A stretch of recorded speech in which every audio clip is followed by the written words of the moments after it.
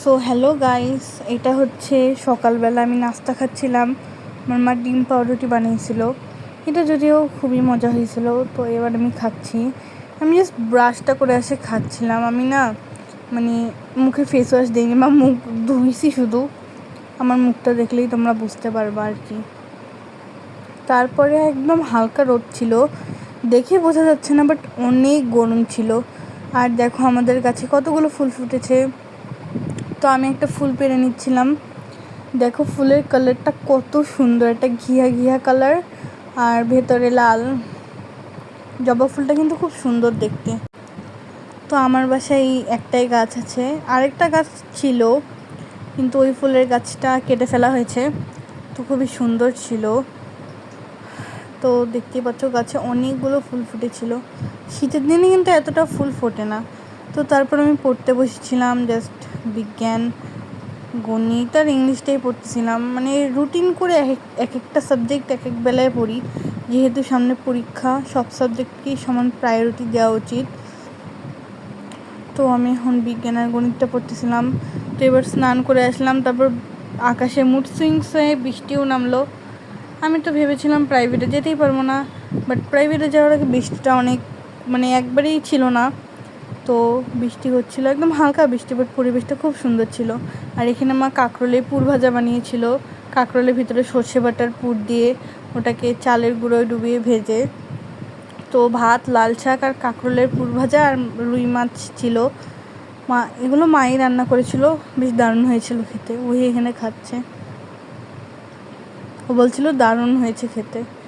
তো আমি এবার প্রাইভেটে যাওয়ার জন্য রেডি হচ্ছিলাম। চুলে শ্যাম্পু করছিলাম, তো একটু চুলটা আঁচড়ায় নিচ্ছিলাম। আর আমার চুলে অ্যাজ ইউজুয়ালি প্রচণ্ড জ্বর থাকে, বাট আজকে অতটা জ্বর ছিল না।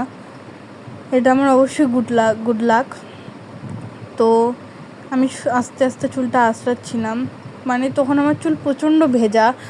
আর আমার মানে স্নান করার আধ ঘন্টার মাথায় আমি প্রাইভেটে গিয়েছি, প্রাইভেটের সময় হয়ে এসেছিলো। কারণ আমার সেদিন আজকেই স্নান করতে একটু দেরি হয়ে গেছিলো, যেহেতু আমি শ্যাম্পু করেছিলাম। তো যাই হোক, আমি চুলটা আস্তে আস্তে আঁচড়িয়ে নিলাম। একদম হালকা শুকিয়েছে, জাস্ট জলটা ঝরেছে। তো হয়ে গেল আমার চুল আঁচড়ানো। এরপর আমি নিওরের নায়াসিরামাইড সিরাম ইউজ করি ইদানিং। এটাতে বেশ ভালো রেজাল্ট পাইছি। আমার স্কিনের ওপেন পোর্স অনেক মাত্রায় দূর হয়েছে, সেটা আশা করি। আর তোমরা আমার স্কিন দেখলেই বুঝতে পারবা, কারণ অনেক ডার্ক স্পটস রিডিউস হয়। তো এটা তোমরা ইউজ করেছো কিনা জানি না, আমি হঠাৎ করে নিয়ে এসেছিলাম, বাট ভালো হয়ে গেছে। গুড লাক এটা আমার।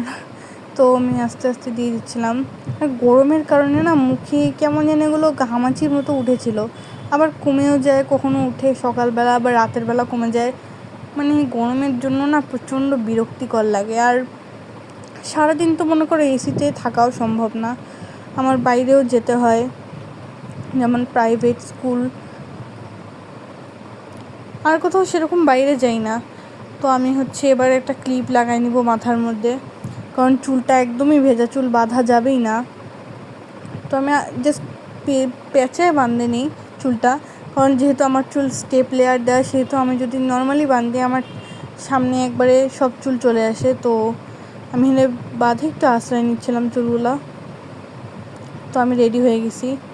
তোমরা ভাবিও না আমি ভিডিওতে দেখানোর জন্য বা প্রাইভেটে যাওয়ার জন্য আমি সিরামটা দিই। আমি প্রত্যেক দিন স্নান করার পরেই সিরামটা দিই, এটা আমার ডেইলি রুটিন। সো প্রাইভেটে যাওয়ার আগেই দিই।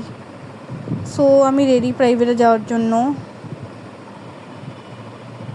তো আজকের ভিডিও এখানে শেষ করছি। লাইক করো, কমেন্ট করে, শেয়ার করে পাশে